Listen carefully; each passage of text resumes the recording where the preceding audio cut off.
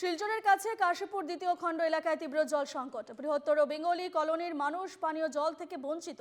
1 মাস ধরে জল সরবরাহ বন্ধ। এলাকার কয়েক হাজার মানুষ গুরুতর সংকটে।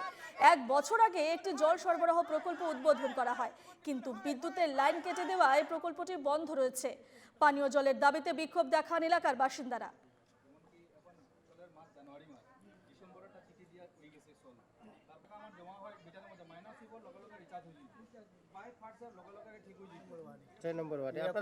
সমস্যাটা কি?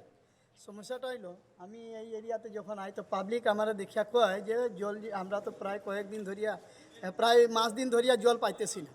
ঠিক আছে, জল পাইতেছেন না, আমি জল মিত্র জিগাইব কী কারণে জল পান না।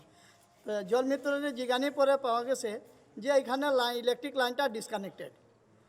তখন তাই আমার জিগাইছে যে এটা কী করা। তখন আমি তাইনে লইয়া সিওর কাছে গেছি, চিফ এক্সিকিউটিভ অফিসারের কাছে গেছি, গিয়া কইলাম যে এখানে লাইনটা ডিসকানেক্টেড। আমি জানতে পারছি যে এই ইলেকট্রিক্যাল লাইন যেটা বিলটা এটা আপনারা ছাড়ুন। তখন আপনার অ্যাকাউন্টেন্টে কইলা যে 2 দিনের ভিতরে আমরা এটা আপনার বিল ক্লিয়ার করে দিব, আপনারা জল কাল পরশু থেকে পাওয়া শুরু হবে।